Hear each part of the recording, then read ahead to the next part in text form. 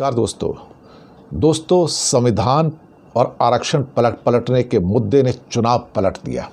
कोई सोच नहीं सकता था कि संविधान और आरक्षण इतने बड़े मुद्दे बन जाएंगे कि मोदी संभालने से भी उसे संभाल नहीं पाएंगे।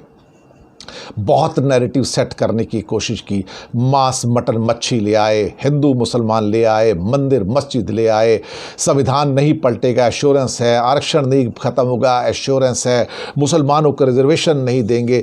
जितना करना था मुसलमानों के खिलाफ जहर उगलना था मोदी ने उगल दिया, पूरी पार्टी ने उगल दिया, लेकिन जनता प्रवोक नहीं हुई। अद्भुत है भारत का लोकतंत्र, अद्भुत है।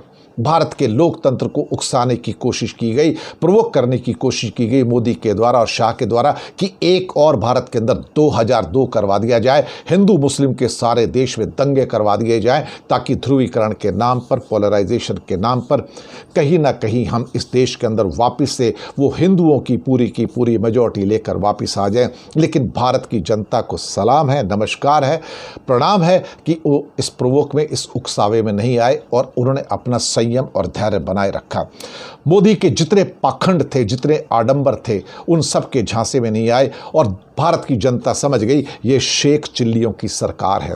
इन शेख चिल्लियों की सरकार, यानी कि जो मुंगेरी लाल के हसीन सपने देखते हैं, या जिसे कहते हैं ना चला मुरारी हीरो बनने, नहीं, वो कहते नहीं चाहिए। बहुत धोखा दे दिया आपने 10 साल, अब और धोखा नहीं खाएंगे, अब आपके जाने की बारी है। संविधान और आरक्षण का मुद्दा ऐसा फैला चारों तरफ, दलितों में गया, आदिवासियों में गया, हर जगह पहुंच गया, गरीबों में, अमीरों में, कि मोदी आएंगे तो 400 का पार का नारा मतलब संविधान पलट देंगे। और ये बहुत लोगों ने कहा, ज्योति मिर्धा ने भी कहा, उसके पहले जो इनके इकोनॉमिस्ट थे विवेक देबराय, उन्होंने भी कहा, अनंत कुमार हेगड़े इनके एमपी ने कहा 400 सीटें संविधान बदलने के लिए चाहिए, और कई और लोगों ने कहा। तो लोगों के अंदर वो बात गहरे बैठ गई कि मोदी वापस आए तो संविधान पलट देंगे और पूरे भारत में CAA, NRC और ना जाने यूनिफॉर्म सिविल कोड लगाएंगे।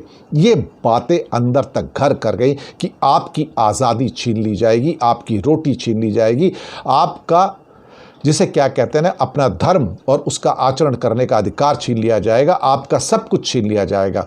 ये बात लोगों में जो घर कर गई कि ये तो हमारा संविधान छीन लेना चाहते हैं, हमारा आरक्षण छीन लेना चाहते हैं, हमारे जीने का हक छीन लेना चाहते हैं, हम क्या खाते हैं, क्या पहनते हैं, वो हमसे छीन लेना चाहते हैं, हमारे सोच विचार को छीन लेना चाहते हैं, ये तिरंगे झंडे को रिप्लेस करके भगवा झंडा लगाना चाहते हैं।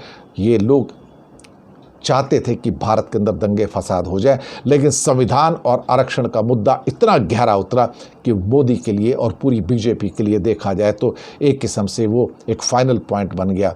मुझे लगता है कि मोदी जी ने ही बीजेपी को फर्श से लेके अर्श तक पहुंचाया था, अब वही अर्श से लेके फर्श तक पहुंचाएंगे, वही बीजेपी को दफन करके जाएंगे। शुक्रिया।